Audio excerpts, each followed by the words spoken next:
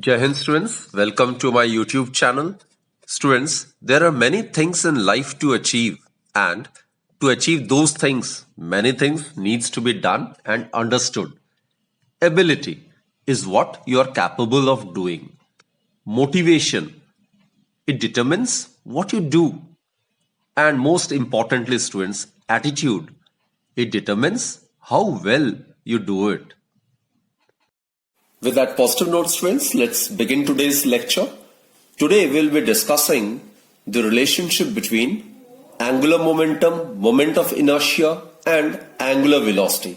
Now, in order to derive the relationship between these three physical quantities, what we do is we consider a rigid body. This is a rigid body consisting of n particles of masses m1, m2, m3, mi and mn respectively, right? And these are the constituent particles which are situated at distances of r1, r2, ri and rn respectively from the axis of rotation, right? This z-axis, OZ, that is considered to be the axis of rotation. The rigid body is rotating about z-axis like this with angular speed, say omega. This is the angular speed. Omega is the angular speed with which the rigid body is rotating, right? This is the constant angular speed. Now students, when the body rotates about the z-axis, the particles m1, m2, mi, mn constituting the body, it will tend to move along circular paths of radii equal to their distances from the axis, such that the centers of the circular paths lies on the x-axis. Like if we consider the ith particle of mass mi, then with the rotation of the rigid body about the axis, this ith particle will follow a circular path. It will follow a circular path of radius ri, and the center of which will lie on the axis. This is where the center of the ith particle will lie. Clear, students? So basically, again I repeat, when the rigid body rotates about the z-axis, then the particles constituting the body move along circular paths of radii equal to their distances from the axis, such that the centers of the circular paths all lie on the z-axis. Now, angular velocity of all the particles is same. For mass m1, m2, mi, mn, all will follow circular paths of different radii, r1, r2, ri and rn, but with same angular speed omega. So angular velocity of all the particles is same, right? But the magnitude of linear velocity of the particles are different as they follow circular paths of different radii. So students, point to be noted is that omega is constant, the angular velocity is constant, that is, it will remain same for all the constituent particles, but the linear velocity of the constant particles will be different. The linear velocity of the ith particle is given by, let us consider the ith particle. So its linear velocity of the ith particle is given by, now we are aware of the relationship between the linear velocity and the angular velocity. This is the relationship between the linear velocity and the angular velocity, right? So for the ith particle, the linear velocity, it would be given by ri omega, right? Ri is the radius of the circular path which the ith particle will follow as the rigid body rotates. Omega, it is the angular velocity which for all the constant particles will remain same, right? Therefore, students, the linear momentum of the ith particle is the linear momentum of the ith particle is linear momentum, as we are aware, it's given by the product of mass and the velocity. So it is mass of the ith particle and the velocity of the ith particle. So it is mi, substitute the value of vi from here, we get ri omega, right? Put this as equation number 1. Now students, the linear momentum of the particles following circular paths are purely transverse in nature. Clear? Suppose this is where the particle, this constant particle is moving. At any instance, direction of motion is given by drawing a tangent. So, linear momentum vector is always directed along the direction of motion of the particle. So, the angle between the radius vector and the momentum is 90 degree. So, linear momentum of the particles following circular paths are purely transverse in nature. Right? It is because the linear momentum vector of a particle acts along tangent, so it will be perpendicular to the radius vector. Clear, students? So, angular momentum, let's find out the angular momentum of the ith particle. The angular momentum of the ith particle is given by, angular momentum is represented by L. So, ith vector, in the vector form it is given by Ri vector cross Pi vector. So, therefore, in magnitude, students, it will be given by Ri, Pi, and what's the angle between these two? It is 90 degree. So, it will be sine 90. Sine 90 is 1. Therefore, angular momentum associated with the ith particle is given by Ri. Now substitute the value of Pi from equation 1. It is Mi Ri omega. So that will give us Mi Ri square multiplied by omega. Right? So this is the angular momentum of the ith particle. Now let us find out the total angular momentum. So therefore, total angular momentum of the rigid body. Total angular momentum in magnitude of the rigid body is given by, and we are talking about the z-axis, is given by, it is along OZ, right? So that will be given by L. It will be given by summation of Li, and we have considered the rigid body to be made up of n constituent particles. So it will be I equals to 1 to n Li. So substitute this value of Li over here. The constant can be taken outside. So omega being constant, it can be taken outside. Summation I equals to 1 to n Mi Ri square. And students, this term summation I equals to 1 to n Mi Ri square, this gives the moment of inertia of the rigid body about the axis OZ, right? So here summation I equals to 1 to n Mi Ri square, this is moment of inertia. I is the moment of inertia of the body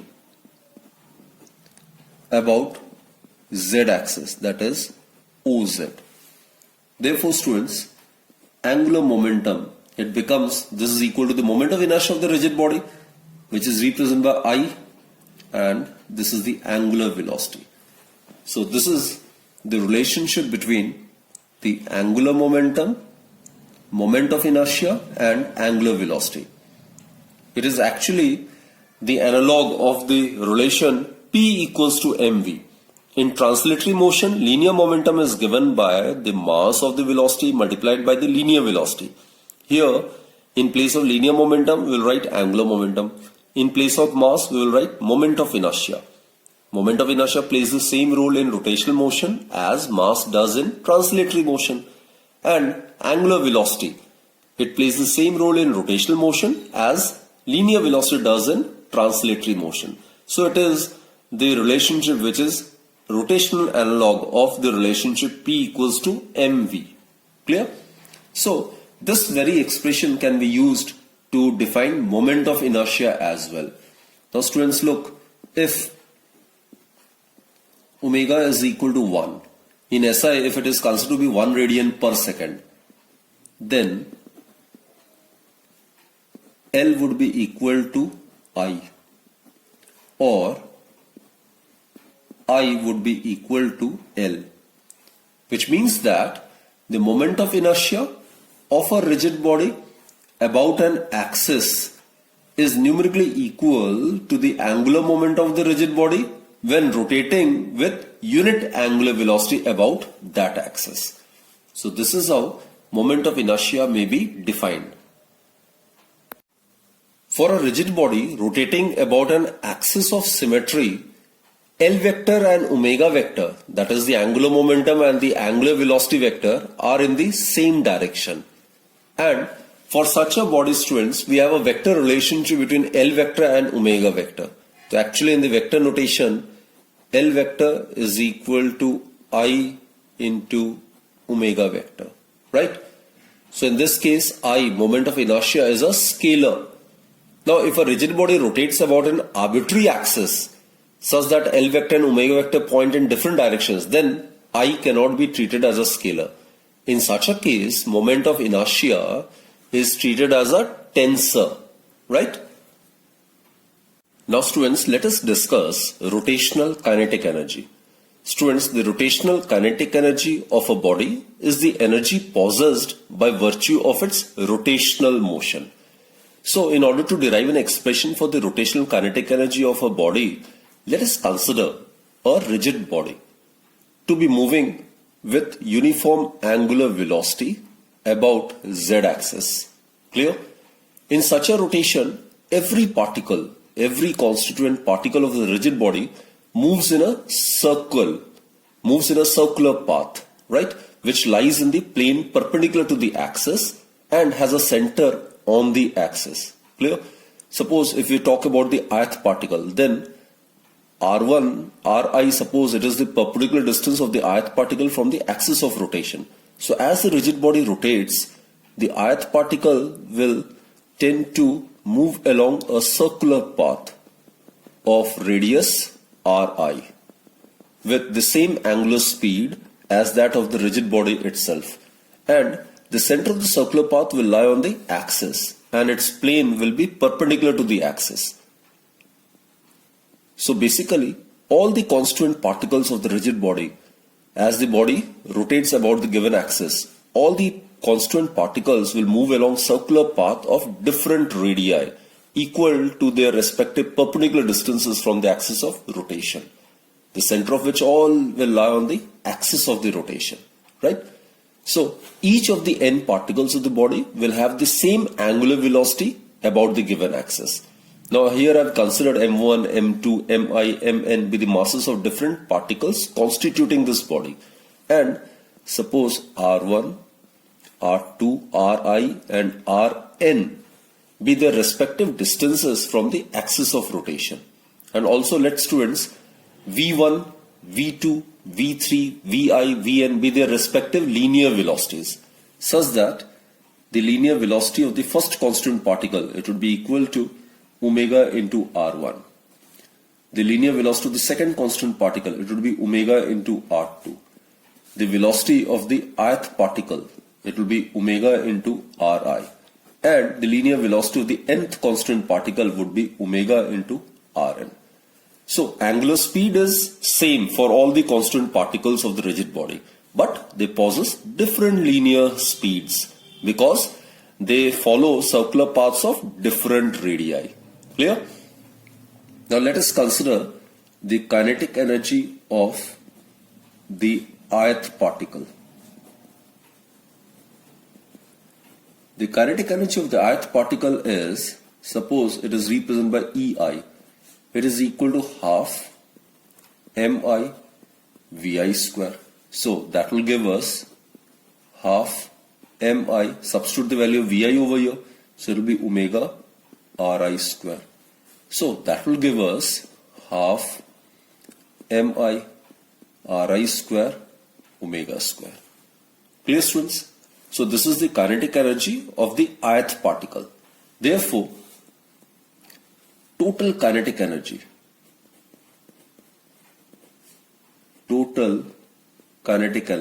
which is rotational would be given by summation of this I equals to 1 to n EI, right? that is total rotational kinetic energy of the rigid body would be given by summation I equals to 1 to n EI. Substitute this value of EI over here, half mi Ri square omega. So it can be written as half n omega. This being independent of I being constant can be taken outside. So summation I equals to 1 to n mi Ri square. This term, students, it gives the moment of inertia of the rigid body about the given axis, right? So here summation I equals to 1 to n mi Ri square is equal to moment of inertia of the rigid body. Therefore, rotational kinetic energy of the rigid body about a given axis is equal to half. In place of this we can write moment of inertia I, right? Half I, and over here it should be omega square. This is omega square. So half I omega square. This is the expression for the rotational kinetic energy. Clear, students? So we have found the kinetic energy of the ith particle. It is half mi vi square. Substitute the value of vi as omega Ri. It's whole square. So we will get mi Ri square omega square divided by 2. So the total rotational kinetic energy of the entire rigid body would be given by summation of this. So substitute this value over here. Half omega square being constant can be taken outside. And this term is the moment of inertia of the rigid body about this axis. So we get half I omega square. So this is the expression for the rotational kinetic energy of a body which is rotating about a given axis. So in translatory motion, the body possesses linear kinetic energy. That's half mv square. And rotational kinetic energy, it's half I omega square. So whatever role is played by mass in the translatory motion, the same role is played by this physical quantity in the rotational motion, which is known as moment of inertia. And in the translatory motion, we talk about linear velocity, and in the rotational motion, in place of linear velocity, we talk about angular velocity. Clear? So here, if we consider omega is equal to 1 unit, in SI it would be 1 radian per second, then the rotational kinetic energy,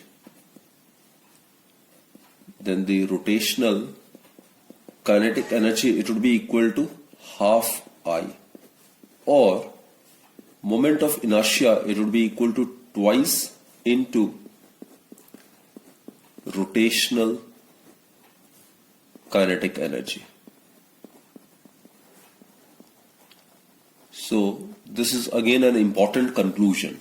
So therefore what we conclude is the moment of inertia of a rigid body about a given axis is numerically equal to twice its rotational kinetic energy when it is rotating with unit angular velocity. Now students, let us establish a relationship between the angular momentum and the rotational kinetic energy.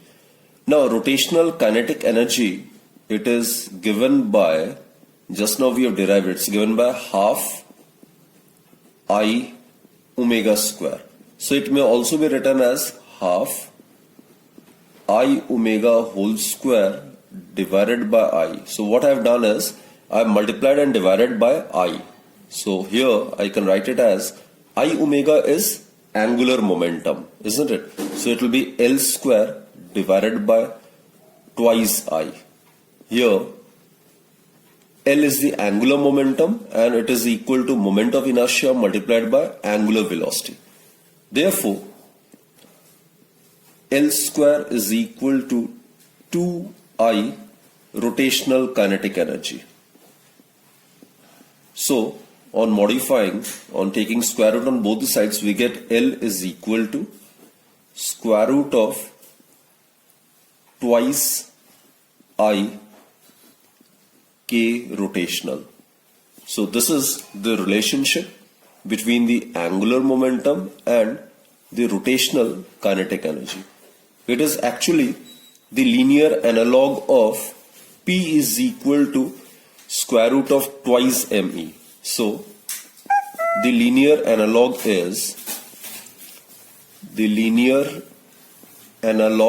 of this relationship is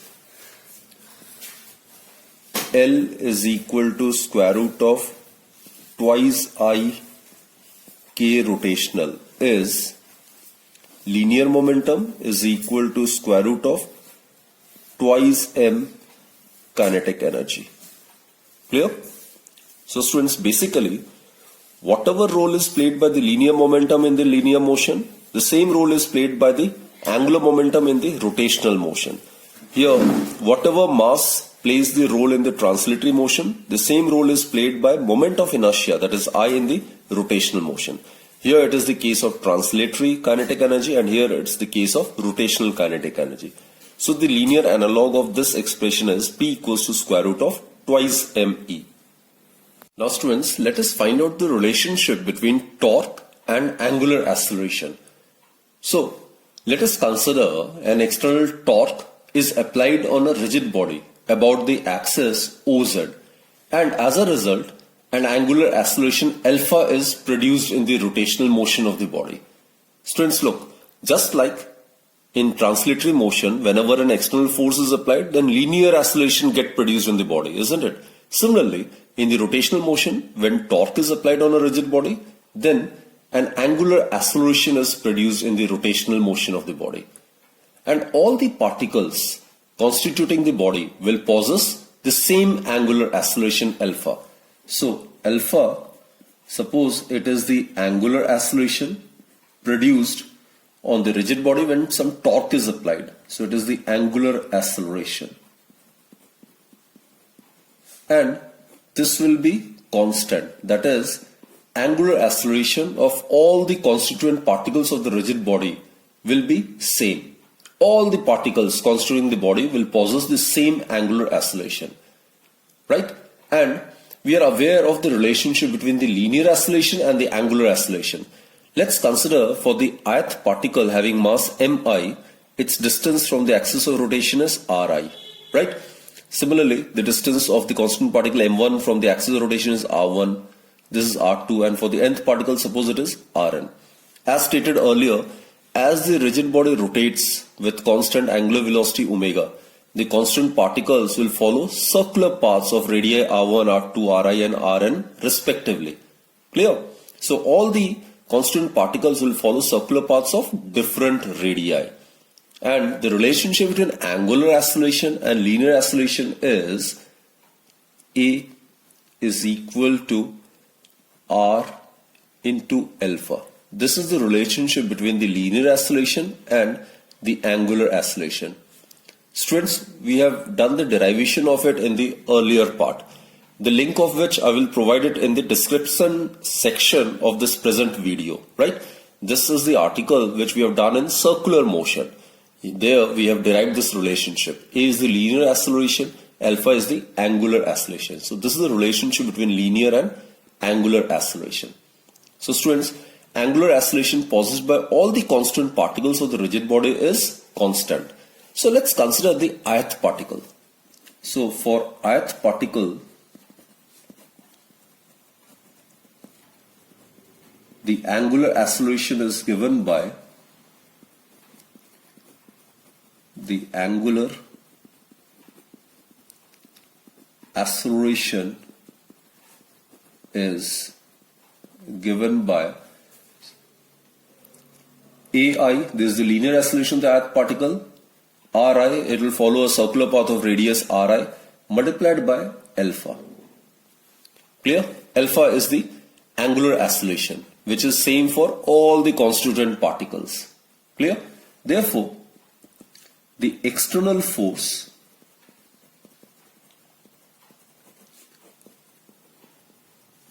in magnitude acting on the ith particle must be given by, suppose it is given by Fi, so it will be equal to mass into acceleration of the ith particle.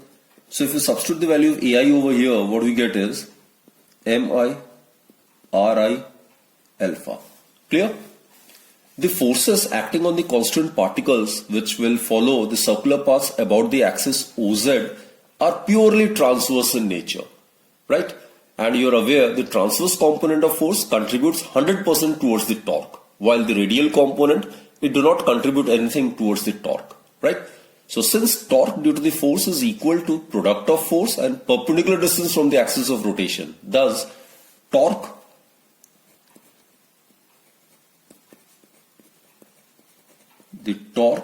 due to force on the ith particle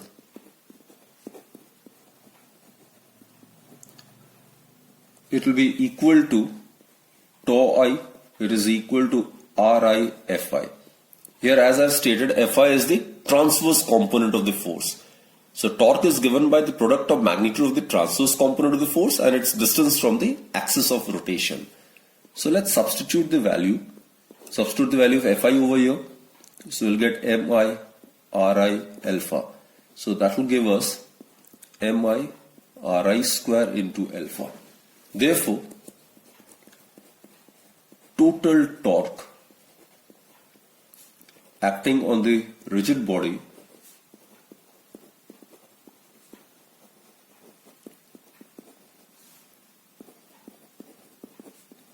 about OZ is given by the summation of this, and there are n constant particles, so it will be I equals to 1 to n tau I.